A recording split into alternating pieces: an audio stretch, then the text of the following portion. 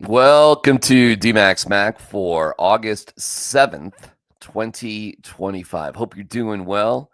We have all sorts of stuff to get into. I will be ripping the Rockies. It was unacceptable. We'll get into that. The worst disaster imaginable is staring down the tracks for the Broncos. I call it the jelly roll disaster. Again, we'll have that for you in a little bit. And Bo Nix is a topic of discussion. Cringe and courage. Brought to you today by our great friends at Journey Spice. If you want the best of your food, if you want the best for the environment, you can have it in one great package using this QR code right here. There it is. So simple. Flavor in, plastic out. I never am far from my Journey Spice. That goes amazing on every kind of meal imaginable. We use it on pork and chicken, seafood, steak, anything you want, from breakfast food to there you go with some of the shrimpies. It's Journey Spice for the win. It tastes so good. It'll make you wear a captain's hat. What? Okay. Thank you. And save 10% by using the code 10nuggets at Amazon.com. More on our great friends at Journey Spice in just a second. And as always, Journey Spice is always right by my side. Got any comments? Throw them in here. I'll get to them in a second. Yeah, I mean, I was critical of Bo because he put out a stupid video that was just dumb. Here's Bo training. About this during a game. It was end of a game. It was kind of a tight game, and we kind of needed a drive. We needed to go score. Music. And we were talking to each other, and I told him I may be a psychopath, but I love these kind of moments. I love when you don't have any other choice. You have to go down and score. Who's he throwing the ball to? Where's the receiver? I want to hit that again. I hit what again? There's nobody out there. Did you hit it? You did what? Throw it to nobody? What's with the music? Did you get it that time? In order for me to put my team in that situation, in order for me to put my team in a successful spot, then I don't have a choice but to prepare and to train really hard and apply pressure on myself in the off season, so that when I get in the season, the pressure just becomes a true privilege, and it's not pressure anymore. It's just second nature. You work out in the off season each and every day.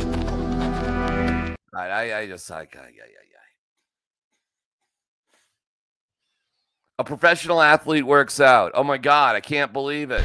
My coach at Oregon, Coach Lanning, used to tell us it's all about the illusion of choice, to where people think they have a choice in life, but they really don't. Sure you do. There's no choice. You do it, or I guess you get left behind. So, what is this, Ricky Bobby advice? If you're not first, you're last. You have lots of choices. You could do something for a while. Doesn't suit you, you can do something else. You got all sorts of choices. What do you mean you don't have any choice? You either do it or you don't. What? You can do. You know what? I don't need fortune cookie advice from Bo Nix. What I need Bo Nix is to be a great quarterback, which I think he is. I'm a big Bo Nix fan. I just don't want to hear about how hard it is as a professional athlete to, work out? Oh, my God, you're working out. Oh, my Lord. How are you doing it? I see people down at the local rec center working out. Why? I don't know, because we don't want to keel over and die. I'm just trying to stay in shape. And then we got to, go to real jobs. Listen, I'm glad Bo's here. And it's cheesy, and he puts out a YouTube page, and I get it. He's got tons of subscribers. I'm like, why did he even do this? That's kind of curious, but that's cool. All right, fine. And then the videos are super cheesy. Oh, there's a merch store. And then there's 700 T-shirts for sale. And some of the T-shirts go to benefit ALS, which is cool, man. That's awesome. Why not have all of the proceeds from the T-shirts and water bottles and cell phone cases and hoodies and 3/4 zips and shorts, all with your face plastered all over it? Why not have all the proceeds go towards ALS? If that was the case, I'd be like, all right, that's cool. Whatever, man. It's weird. I hope I'm going to guess Bo was talked into it by somebody. It's just, I don't know, man. It's whatever. It's been a weird week because you've had Sean Payton also just talk about, how great they are, and apparently dialing Diana Rossini late at night. Like in love. Like he has this like in love feeling way about him with this team. Who does? Sean?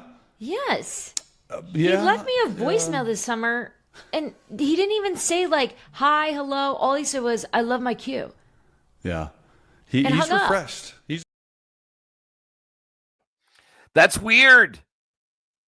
And, I mean, it's Albert Breer. He's talking about how great they are in the formula he used for Bo Nix. And then it's, the Robinson guy from Yahoo Sports. And look at all my metrics. And then it's, I don't know. It's like a million. It's calling Diana Rossini at, late or whatever.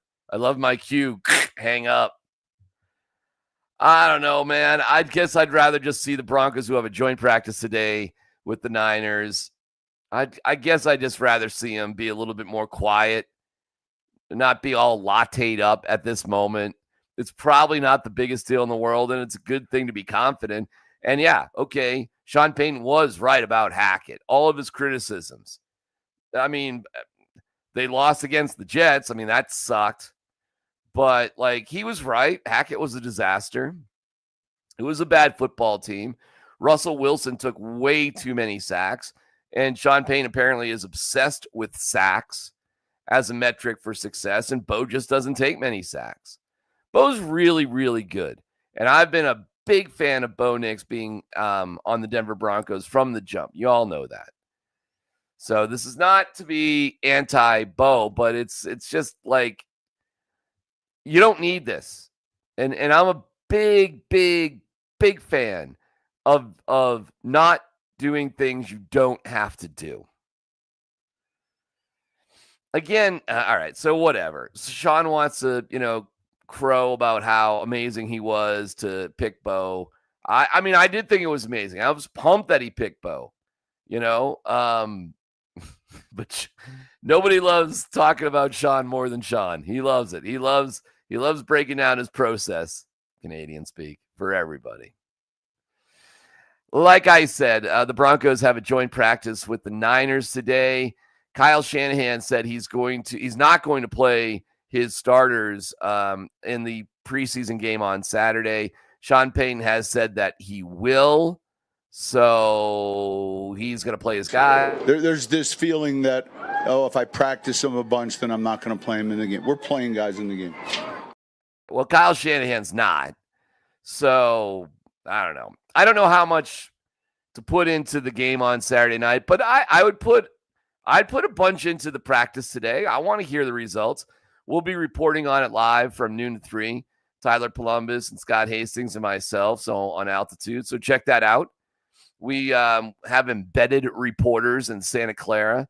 So as soon as they can report on what's going on, we will have the latest for you from the joint practice. So I do look forward to that. That's for sure. And then Bo can work on his box jump. My coach at Oregon, Coach Lanning, used to tell us it's all about the illusion of choice. Okay. Meanwhile, here's some cool stuff. Here is Bo talking about what he learned from Drew Brees hanging out with him. The number one thing you took away from him?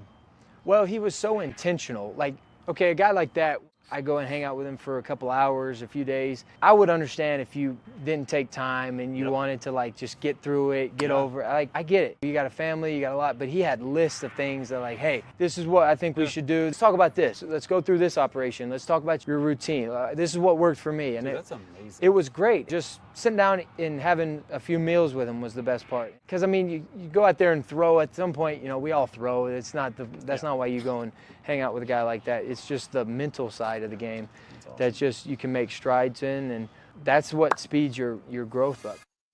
I love that. That's cool to me. More stuff like that. That's awesome. That is awesome.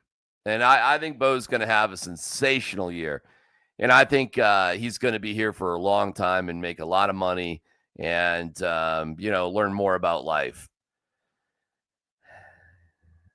and choice. My coach at Oregon, Coach Lanning, used to tell us it's all about the illusion of choice. Okay. Meanwhile, my college buddy, Matt Berry, I don't know if you guys do this or not, but Matt and I were at Z89 together back in the day at Syracuse. I got some famous friends that we used to know each other in college. Ian Eagle worked at the same college radio station, as did my buddy Craig Carton. Mike Tirico did not, but he was at Syracuse the same time I was there. So we were all in school more or less together, and we've had varying degrees of success through our professional careers. But Matt's a really good dude, really smart guy, and he's been a fantasy dude. He's kind of the first guy that jumped on the fantasy thing. He's got his own company now. So Matt is really, really well connected in NFL circles, really well connected. And he runs a company where my old pal, Kendall Valenzuela, and now she's married. I'm not sure what her last name is, but I love Kendall. She was awesome. She works with Matt Berry, so it's kind of full circle for me. I like it. I love it. I think it's great. Matt's a good dude, knows a lot about the NFL. Like I said, well connected, and had this interesting conversation surrounding the Broncos. This group asked me, hey, who's my Super Bowl pick? I said, well, listen, it's all the obvious teams, right? It's like, and the AFC, it's the Chiefs and the Bills, and if the Bengals can figure out a defense, I think the Chargers are interesting this year. And then somebody else in the group turned to this person that's with the Chiefs organization and said, what do you guys think? And they said, honestly, we're worried about the Broncos.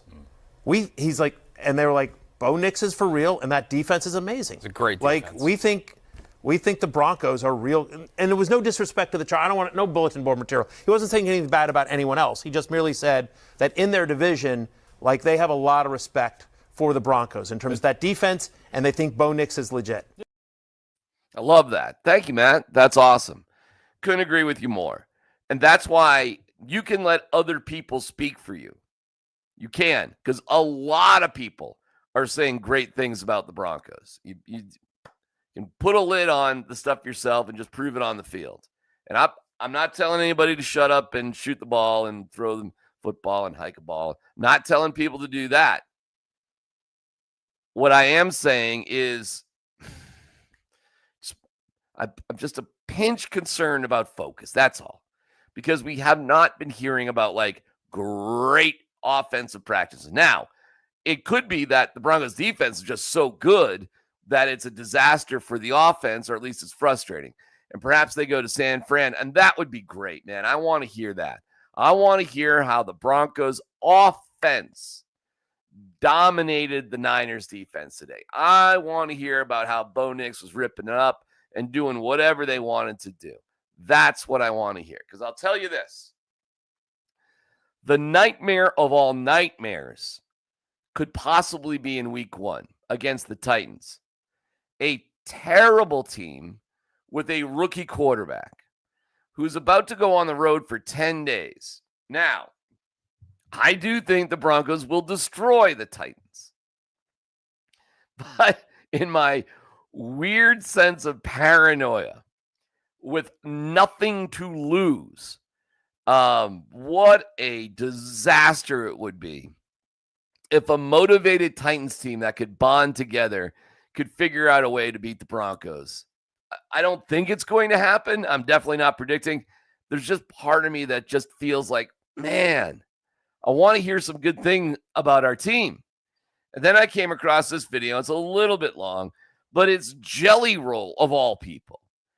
And facing an underdog, the David versus Goliath scenario, it freaks me out a little bit. So again, this is a little bit long, but I thought it was interesting to see where the Titans are at right now. I want to talk to y'all about road life. Y'all finna leave for 10 days. I think it was a good time for me to come in and tell y'all I spend about 300 days a year not here.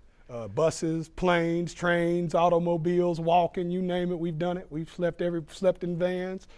And I learned early, that's where the magic was. Yeah, that's where the magic was for us. See, what was happening on that road between me and the boys started translating to the stage. And all that connection we were looking for on that stage that we could never find, because we were only trying to find it in that hour. We thought we were going to connect for this 60 to 90 minutes and we were going to change the world every night at every little local bar across the world. And then we learned it was the 23 hours we wasn't on a stage that we were building our connection. Finding a partner, finding a friend, building relationship, building strength, building community. That stuff will transfer to the field. That's something else I learned. I started becoming a better songwriter when I started becoming a better husband. I started becoming a better performer when I started becoming a better human. I started becoming a better son. I started prioritizing my mama's calls. It's funny how the heavens started opening up for me just because of how I was treating relationships everywhere else. Man, these 10 days are an opportunity, y'all. I knew it was happening whenever I seen Big Jeff get in shape in the off season. I seen JC show up like an animal. I started watching Cam wake up at 4 o'clock in the morning. I started hearing him talk about his daddy waking up at 4 for a job he hated. I started going, there's a culture being built. I feel it. Man, double down on that culture these next 10 days, y'all. This is a chance. Y'all are stuck with each other. This is the time more than ever to get to know each other's grannies. That's when you start getting real tight, when you start walking in here and asking somebody about their granny. I ride for this team. I can't get on the field, but close. I lost 200 pounds. I told coach I'm getting a contract if I lose another 50. But I believe in y'all, man. Take this road as a moment to get together, man. Take this road as a chance to build something. Every time y'all get on that road, bring it home. Think about them relationships outside of here, man. It's funny how just being a good husband will change your entire day on the field. Man, I love y'all. I'll be here this season as much as I can. Y'all know I'm traveling the world, but I'm tightened up every single day, man. Thank y'all for letting me speak to y'all. All right. Well, first of all, Jelly Roll lost 200 pounds. He looks great. Way to go, Jelly Roll. It's always good to be in better shape. You know, you don't want to carry too much of that around with you. So that's awesome. And I don't know. I don't know why that just like sets my alarm bells off. I don't know, man. If the Titans are going around asking each other about their grannies, Bo's selling T-shirts. I don't know, man. I want great things for the Broncos, not good things, great things for the Broncos. And that game is starting to, I don't know, man. It's starting to freak me out. And that could all go away today if I just can hear about some good news about the Broncos and the offense for a change. So let's hope that happens. I know a change you can make that would make your life better, and that is to get yourself some Journey Spice. I'll be back to rip the Rockies. I'm not letting the Rockies off the hook. I'm coming back to rip the Rockies. And the best thing about the NFL is staying intact, I think. Details on that coming up. There's a world of flavor out there, and to find it, you have to take the journey. Journey Spice Company handcrafts the most premium spice and seasoning blends that have no sugar, no salt, are certified USDA organic, non-GMO, vegan-friendly, and always planet-friendly. You are going to love serving amazingly delicious creations while knowing you helped reduce single-use plastics. Make sure to search for Journey Spice Company on Amazon today. Absolutely love you, Journey Spice. Amazon.com. Again, the easiest way to find the good old Journey Spice is to hit up the QR code, and you go right there to Amazon.com. Save 10% using the code 10Nuggets at Amazon.com. Thank you, Andon and Rosa. I love you guys. I love my Journey Spice. Okay, let's talk about the Rockies. And it's easy to let the Rockies off the hook, I guess, by just saying they suck and why do you pay attention to this team? And, you know, I get it. I trust me, I get all of it. But this last 3-game set against the Blue Jays, and I know they won the series 2 out of 3 games against the Pirates, but ultimately on their homestand, they went 2-5 or 2-4. Okay. And it wasn't like you just lost. Let me tell you the story real quick. When my older son was playing baseball in the summer, he was in high school, and just playing summer ball, and there's different divisions you can play in summer ball. And they were essentially a 15U team. It wasn't a travel team. Wasn't any kind of high level. It was just, the high school kids looking to get some games in the summer. It was cool. It was relaxed, whatever. We had a mom on the team, and I don't know how she got in charge, but she signed our boys, instead of like a 15U division, she signed up for like a 16U division. And you wouldn't think it would be that big of a difference, but it was absurd. Because first of all, our team was not, like I said, it was not a high Smoky Hill High School. And it was not a high level, we're going to get kids from all over the place league like that, which my younger son did play. He did do all that stuff. And they were on great teams, and they traveled the country, and they won a lot of them, that's for sure. And there were kids from my younger son's team that got drafted. That was not the case with my older son's team. They were a good group of boys who just like baseball and were looking for something fun to do in the summer. Well, because they were put in the wrong division, the games that summer were ridiculous. And I begged the person that put them in that division, just withdraw them and let's find our own opponents and like be in a different league and something, because it was obvious from the jump. But for whatever messed up reason, because I was definitely not in charge of this team, I ended up coaching a couple of games, and we tried to keep it close, but no, there's other weird stories. But anyways, they would get killed every single game. Killed. It was embarrassing. The biggest example, there was a doubleheader for my older son's team against Regis. And my son, Connor, love him, great kid, gets up. He's a leadoff hitter. Gets a base hit. Awesome. Steals second. Way to go. Ground ball to second. He advances to third. All right. One out. He's on third. Fly ball. Wow. All right. Shit. 1-0. It was a doubleheader. His team in 2 games would go on to give up 45 unanswered runs. So they lost 22-1 after leading 1-0, and they lost 23-0. They weren't in the right league. They weren't on the same level as their competition, and they had no chance. And it sucked. It sucked for the parents. It sucked for the kids. And it probably sucked for the other team. I've never seen that in Major League Baseball until this series with the Rockies against the Blue Jays. Now, listen, this is a Rockies team that lost to the Padres 21-0. There have been some other horrible losses for the Rockies this year. Let's see. I got a bunch of them for you. Mike Kliss, of all people, put it out there. Hold on. My notes. They have lost games this year. Thank you, Mike Kliss. 21-0. 20-1, which is yesterday's game. 18-0. That was on Saturday. 17-2, 15-1, 13-1, 11-1. They have allowed 10+ runs in 22 games, and they won 2 of them, which is crazy. They lost 20-1 yesterday. The Blue Jays finished with 63 hits, and we now know the modern era of baseball is in 1901. 63 hits in a 3-game series is the most in Major League Baseball history.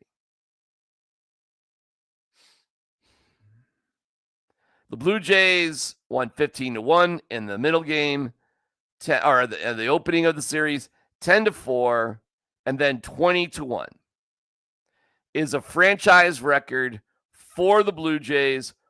45 runs in a 3-game series.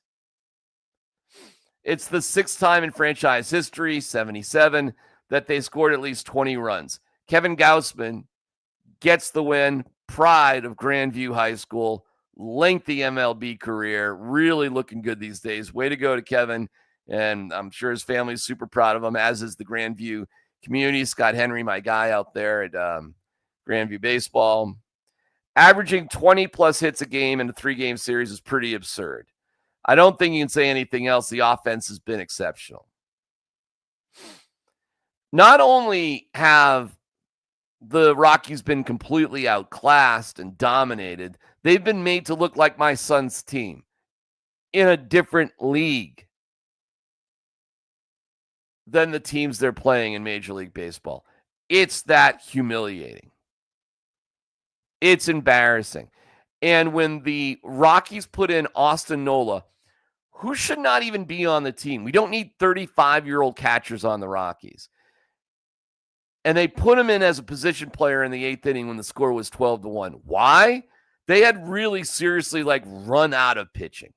They had run out of pitching because they got their ass kicked so bad in that series that all their relievers, they were toast. And it sucks that Seth Halverson is on the IL with some elbow issues because he was looking good. And I think Bo Nix a good pitcher too. And I think there's a lot of good players and even pitchers for the Rockies. But they looked around and they're down by 11. The game's freaking over. And they're like, all right, Nola. Nola had never pitched before. And he got up there and it was embarrassing. Now, I get it. He was just lobbing up there. He didn't want to hurt himself. But I felt like, why not? And he didn't even care. It was like he was just throwing batting practice. Slower than batting practice. Get the ball, throw it in there. Get the ball, throw it in there. I mean, the look on his face was of utter dismay and disgust. I felt bad for the fielders out there that have pride to be major leaguers. I felt bad for the fans. Well, I mean, there weren't many Rockies fans left at that point. There were some gloating Blue Jays fans. And you know what? The Blue Jays did to the Rockies what they should have done. They hammered the shit out of the ball and tried to pad their stats. They scored 8 runs on 8 hits, including 2 home runs. They piled it on. And the final out of the game, Vlad Guerrero, which was a pop-up, he was trying to hit the ball 600 feet. It was one of the most ridiculous swings you'd ever see because it was a joke. The Rockies are a joke. And I have been defending this team this year. We have been doing watch-alongs. I've been talking about how I do not want them to be the worst team of all time. You're talking to a Rocky defender here. That sucked. It was humiliating. It was embarrassing. And to just be told, oh, it's just one game. It wasn't one game, Warren Schaefer. It was 3 games. It was a series. It's the lead story on ESPN.com right now. I've gone back and forth on Warren Schaefer. Sometimes I call him 2.0. He's just another reincarnation of Bud Black. But to talk about, well, I'll play it for you. Here's Warren Schaefer. And I feel bad for the reporters that have to cover this mess. I feel bad for the broadcasters. Maybe the broadcasters more than anybody. Because mistakes are being made. Listen, it might just sound like, because a lot of it is the Rockies just getting their ass kicked. That's true. But there are also, as well as them getting their ass kicked, there are dumb managerial decisions happening. There are just dumb baseball plays happening, like not calling each other off when a ball's in between fielders. There's bad basic base running mistakes being made. I mean, this team is lacking. It's not just that they're playing a better team, which the Blue Jays definitely are. It's the fact that they're not focused and they don't seem to care right now. We won 2 games against the Pirates. Let's throw a parade. And this has been the way the Rockies have operated. They'll scrape by, they'll win a game where they probably shouldn't, or come back, or something positive will happen. And then they'll just be like, well, that's good enough. And Warren Schaefer, I'm sorry, bro. But after something like that, for you just to say, hey, this is just one. Well, I'll play it for you. Here we go. Out of here lately, do you feel like you may need some reinforcements or, just to help this through the next few starts? We need the guy that steps on the mound every night to be that guy. That's pretty much it. I mean, the day after tomorrow, we got Gomber, got Blaylock, we got Gordon.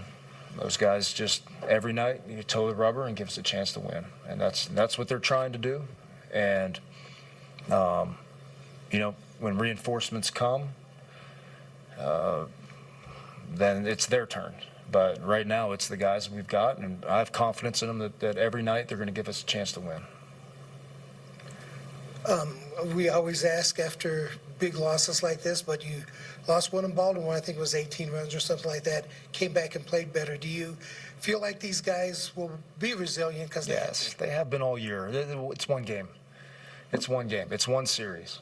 We played a really good series against the Pirates. You guys don't forget about that. That was okay. 3 days ago. Just doesn't flip negatively like that. Sometimes you go through a 3-game set where it's no good. And that's what we did, and we look to have an off day tomorrow in Arizona, come out and play the Diamondbacks tough and be resilient like we always are. You're not always resilient. You're not. And it's not just one game. And in that good game against the Pirates, you were down 9-0 in the first inning. It took a miracle comeback to win the one game. And you were losing big in the second game that you had to come back. I mean, that's cool. I guess that's some form of resilience. But you suck. And I'm sorry, bro. You're 2.0 right now. You're giving me answers that are just like, that's baseball. I do not know right now how Bill Schmidt has a job as the GM. I don't. And I guess Warren Schaefer just keeps this to the bitter end, I suppose, because firing multiple coaches in one season is probably unprecedented. But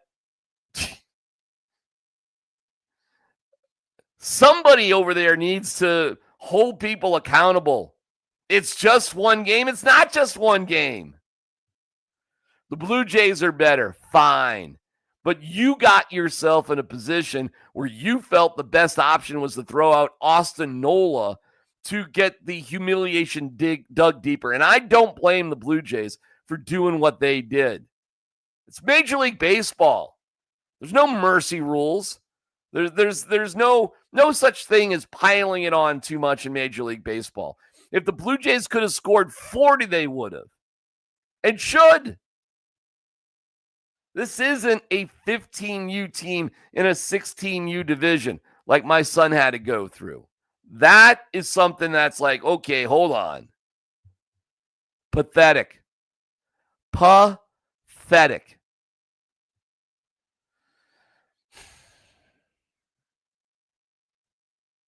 Pathetic. I mean, what are you supposed to do as a reporter covering the Rockies? So there you go. And this is coming from a guy who wants the Rockies to win, who's rooting for the Rockies to win, I have tried to this entire season point out the good things that are there.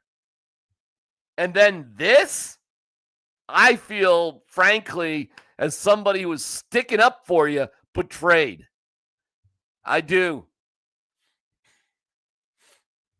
I have been saying all year, I don't want you to be the worst team in baseball. I have been rooting for you to get that 42 wins. You're 12 wins away. Every win right now that the Rockies had is going to be like some sort of mini little miracle these days. So this is coming from somebody who really wanted you to succeed, who was pulling for it. And I'm not really feeling that way today. I'm watching every game, every pitch, every at-bat. I'm trying to find the goodness of things. That ninth inning, that half inning, ninth inning may have been the most embarrassing inning, because think about everything that went into that inning. They didn't have the record in terms of runs and hits until that inning where they gave up 8 runs and 8 hits. You still were kind of like, all right, it's terrible. But it got humiliating. And just look at the body language. Go back and look at Austin Nola's expression and the way the players were moving around. And just look at it. It was awful. These are guys on the highest level. I don't know if they've ever been put through baseball humiliation like this, like my son did. My son was just playing rec baseball.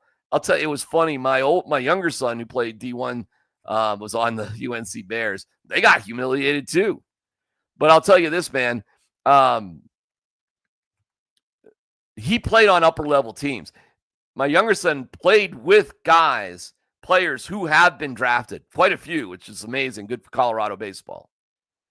He never went through stuff like my older son went through. Never until he got to college, actually, which is weird. Go Bears.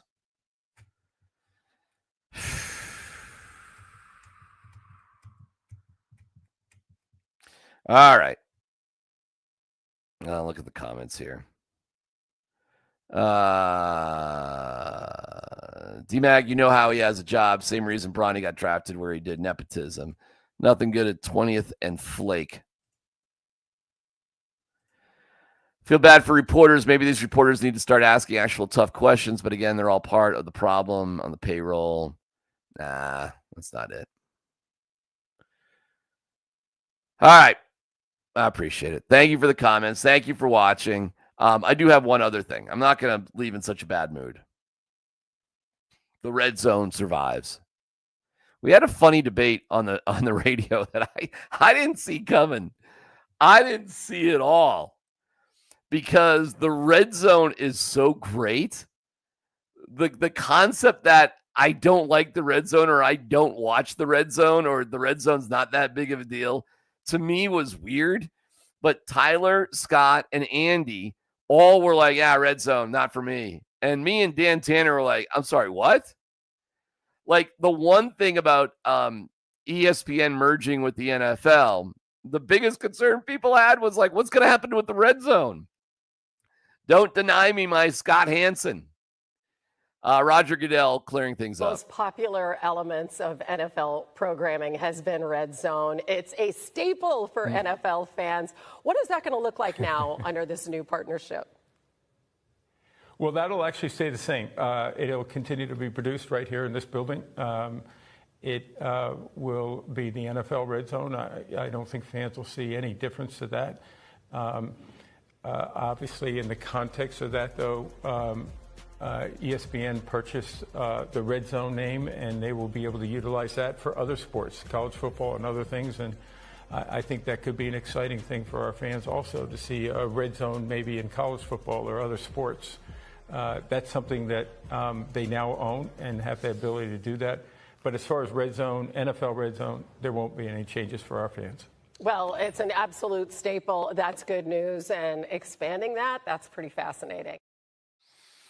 Well, there's Hannah Storm, obviously kissing a little butt to her new boss, and that's fine.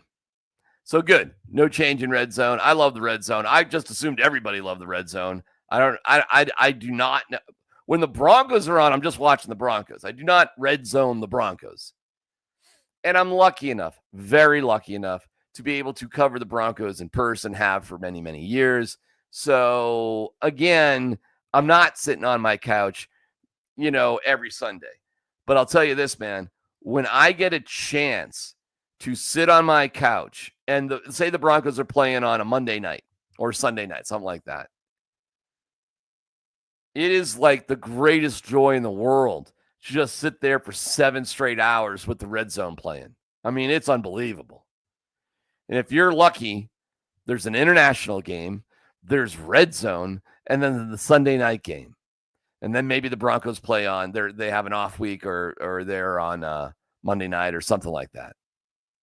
So it was weird that all of a sudden I'm finding like 3 guys who I really respect and think are great, Andy, Scott, and Tyler, all talking about like, I don't care It's, whatever. Like, I just cannot imagine watching, say, the Texans against the Titans rather than the red zone. But there's always good games on, always. So there you go. Red zone saves. I got to look up something quick before we leave, all right? I want to do a little game here, and this is with the Rockies and the Blue Jays, because I heard this and I want to check it. So I'm checking it kind of in real time. Strikeouts to home runs. Do I have a pen? All right, we'll have to just remember this. Okay. Yesterday, the Blue Jays had struck out 6 times, and they had 5 home runs. Okay?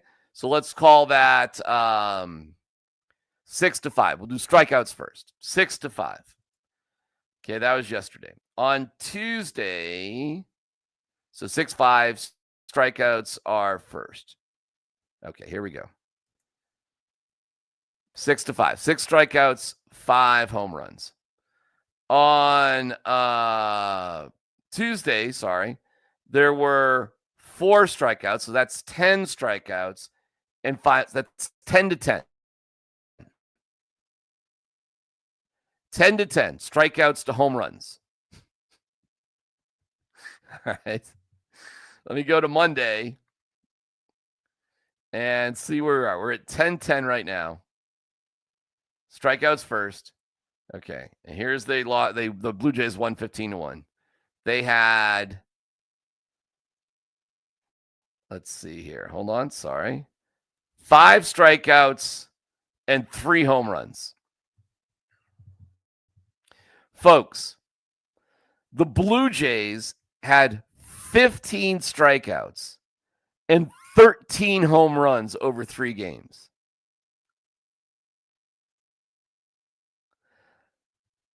So they weren't quite even, but the differential was 2. Let's look up the Rockies real quick. Let's take a second. Rockies 7 Ks, no home runs. So the difference with the Blue Jays is 2 more strikeouts than home runs. Rockies on game 1, 7 strikeouts, no home runs. So we're 7-0. We're doing strikeouts first. All right.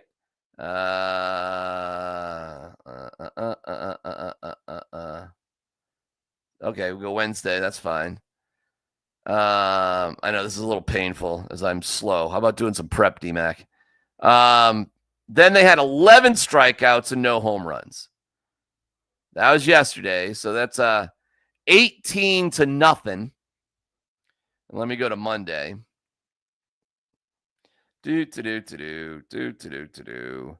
Monday, so we're at 18-0. And okay, hold on. I know this is laborious. My bad. We're at 18-0 and one more game to check out. Here we go. 7 strikeouts and 1 home run. So the difference was 15 strikeouts, 13 home runs for the Blue Jays. For the Rockies, 25 strikeouts and 1 home run.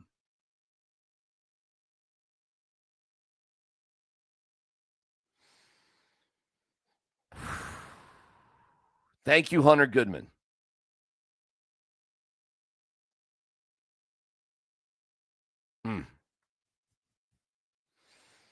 All right. On that note,